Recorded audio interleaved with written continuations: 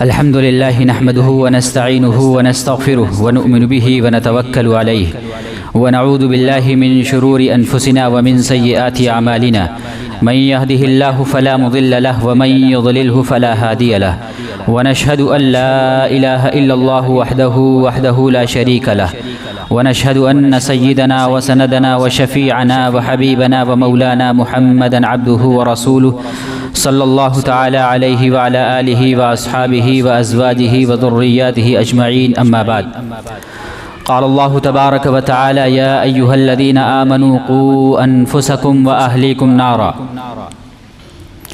وقال النبي صلى الله عليه وسلم الإيمان بضع وسبعون شعبة أفضلها قول لا إله إلا الله وأدناها إماتة الأذى عن الطريق والحياء شعبة من الإيمان صدق الله العظيم وصدق رسوله النبي الكريم ونحن على ذلك لمن الشاهدين والشاكرين والحمد لله رب العالمين اللهم صل على محمد وعلى آل محمد كما صليت على إبراهيم وعلى آل إبراهيم إنك حميد مجيد اللهم بارك على محمد وعلى آل محمد كما باركت على إبراهيم وعلى آل إبراهيم إنك حميد مجيد۔ ابھی جو میں نے آپ حضرات کی خدمت میں حدیث پاک پڑھی ہے اس میں اللہ کے رسول صلی اللہ علیہ وسلم نے ایمان کے شعبوں کا تذکرہ فرمایا ہے کہ ایمان کا سب سے افضل شعبہ لا الہ الا اللہ ہے، یعنی توحید کا اقرار کرنا، توحید پر ایمان لانا، اور سب سے ادنا درجہ راستے سے تکلیف دہ چیز کو ہٹا دینا ہے۔ اور اگلا جملہ نبی پاک صلی اللہ علیہ وسلم نے ارشاد فرمایا والحیاء شعبۃ من الایمان۔ اس حدیث شریف کے اندر نبی پاک صلی اللہ علیہ وسلم نے سب سے افضل درجہ بھی بیان فرما دیا کہ لا الہ الا اللہ ہے، اور سب سے ادنا درجہ بھی بیان فرما دیا کہ راستے سے تکلیف دہ چیز کو ہٹا دینا ہے، اور الگ سے پھر بعد میں علیحدہ طور پر خاص طور پر فرمایا کہ والحیاء شعبۃ من الایمان، کہ حیا بھی ایمان کا حصہ ہے، ایمان کا شعبہ ہے۔ تو اس حدیث شریف کے اندر نبی پاک صلی اللہ علیہ وسلم نے حیا کو خاص طور پر بیان فرمایا ہے، خاص طور پر ذکر فرمایا ہے۔ تمام شعبوں کو چھوڑ کر صرف اس کو بیان کرنے کا مقصد یہ ہے کہ تمام شعبوں کے اندر اس کی ایک خاص اہمیت ہے، اسی لیے نبی پاک صلی اللہ علیہ وسلم نے اس بات کو الگ سے ذکر فرمایا کہ والحیاء شعبۃ من الایمان، کہ حیا بھی ایمان کا حصہ ہے، ایمان کا شعبہ ہے۔ لہٰذا حیا کو ہاتھ سے نہ جانے دینا، حیا کو نہ چھوڑنا۔ اگر تم سے حیا نکل گئی، اگر حیا کا دامن ہاتھ سے چھوٹ گیا تو گناہوں کے سیلاب میں ڈوب جاؤ گے، گناہوں کا دروازہ کھل جائے گا۔ اگر حیا ہاتھ میں ہے، حیا کا دامن پکڑے ہوئے ہو تو پھر بھلائی کا دروازہ، بھلائی ہی بھلائی ہے، خیر ہی خیر ہے۔ تو والحیاء شعبۃ من الایمان، حیا ایمان کا حصہ ہے، حیا ایمان کا شعبہ ہے۔ نبی پاک صلی اللہ علیہ وسلم جو بھی ارشاد فرماتے ہیں اس کے بارے میں قرآن کریم کہتا ہے وما ينطق عن الهوى ان هو الا وحی یوحى، کہ نبی پاک صلی اللہ علیہ وسلم جو کچھ فرماتے ہیں، جو کچھ بتاتے ہیں، اپنے دل سے نہیں بتاتے ہیں، بلکہ وہ اللہ کی طرف سے وحی نازل ہوتی ہے، اللہ کی طرف سے پیغام آتا ہے وحی، اور اسی پیغام کو نبی پاک صلی اللہ علیہ وسلم اپنے الفاظ میں بیان فرما دیتے ہیں۔ اسی طرح ایک دوسری حدیث شریف کے اندر نبی پاک صلی اللہ علیہ وسلم نے ارشاد فرمایا اذا لم تستحی فافعل ما شئت،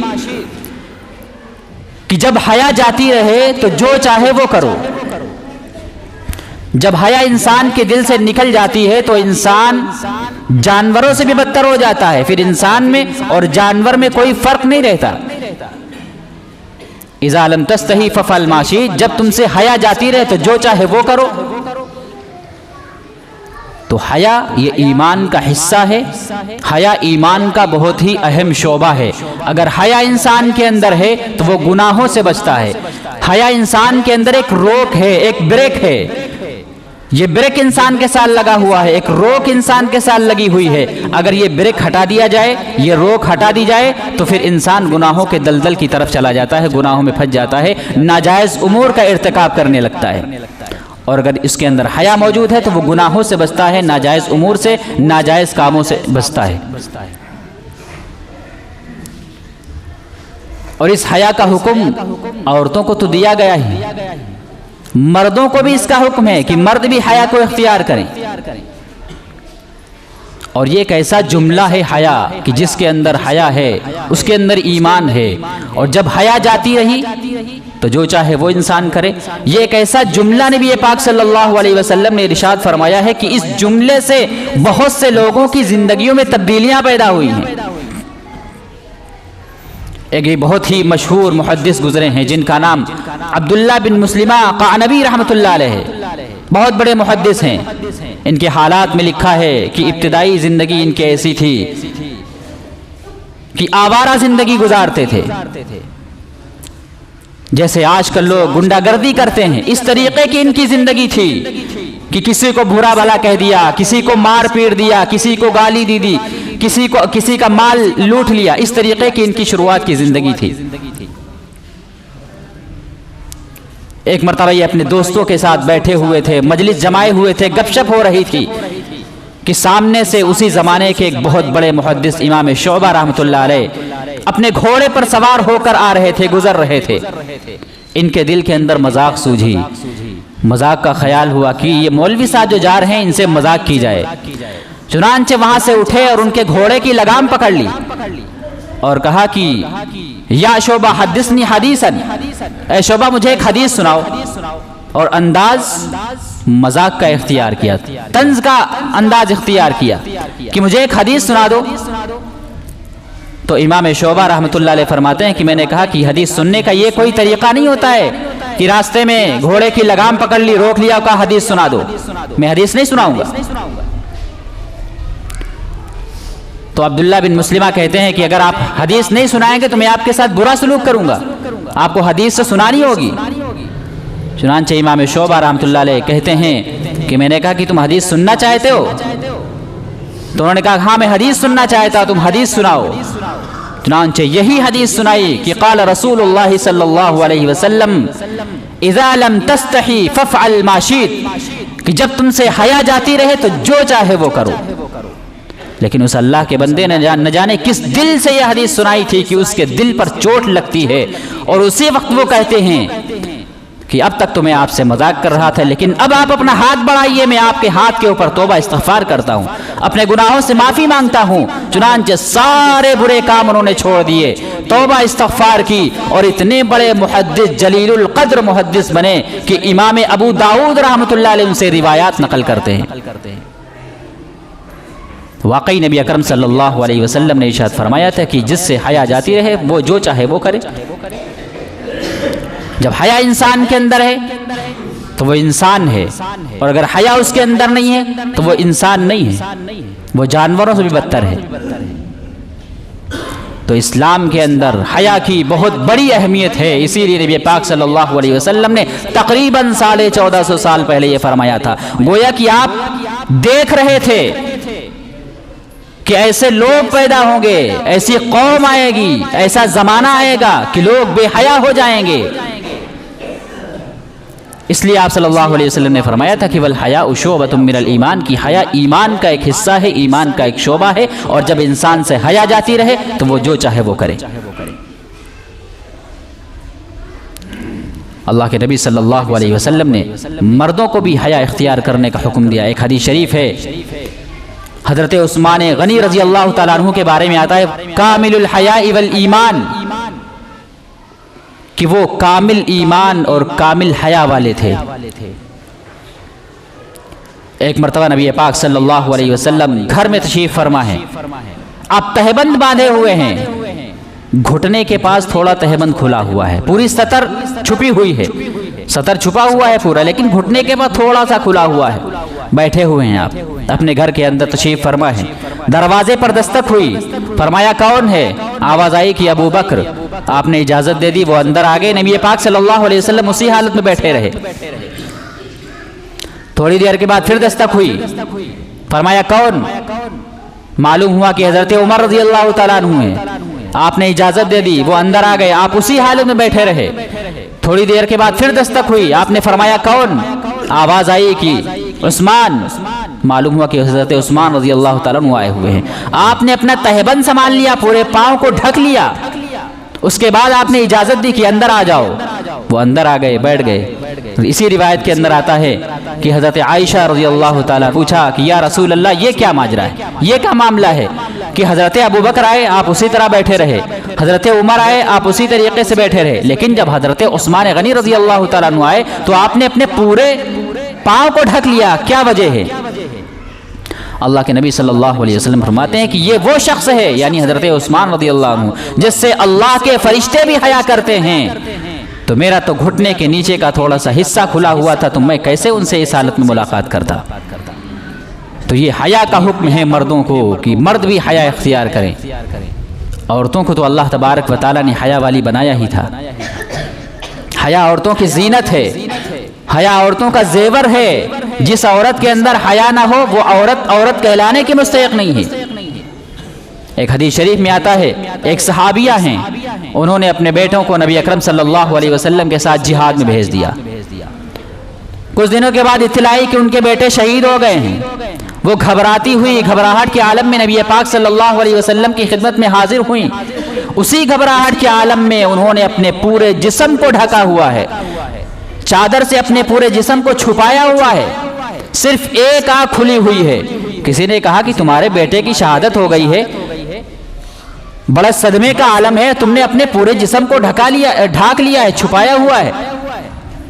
انہیں کہا، ایسا جملہ ارشاد فرمایا ان صحابیہ نے جو سننے کے لائق ہے۔ انہوں نے کہا کہ میرا بیٹا شہید ہوا ہے، میرا بیٹا کھویا ہے، میری حیا نہیں کھوئی ہے، میرا بیٹا جاتا رہا ہے، میری حیا نہیں جاتی رہی ہے۔ یہ صحابیہ تھیں کہ کتنی بھی گھبراہٹ کا عالم ہو، کوئی بھی پریشانی ہو، لیکن وہ اپنے جسم کو نمایاں نہیں کرتی تھی، بے پردگی کے عالم میں نہیں آتی تھی کہ بے پردہ ہو جائے۔ یہ صحابیہ کا عالم تھا۔ یہ ہوتی ہے حیا، کہ کتنا بھی انسان پریشان ہو لیکن حیا کو ہاتھ سے نہیں چھوڑنا ہے، حیا کو اپنے سے چمٹائے رکھنا ہے۔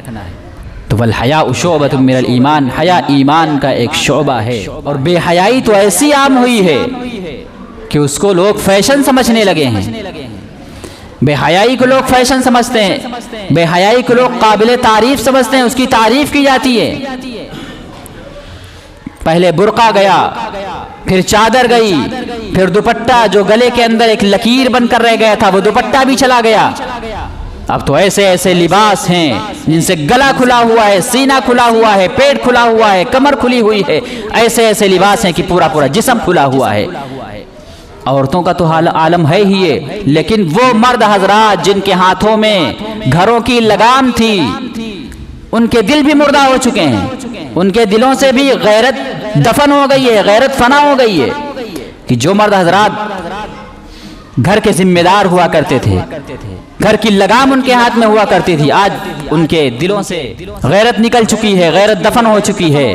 وہ ٹوکنے کے لیے تیار نہیں اپنی اولاد کو، ایک جملہ کہنے کے لیے تیار نہیں، ایک جملہ کہنے کی توفیق نہیں ہوتی کہ بیٹی کہاں جا رہی ہے، بیٹا کہاں جا رہا ہے، بیٹی کیسا لباس پہن رہی ہے، بے پردہ گھوم رہی ہے۔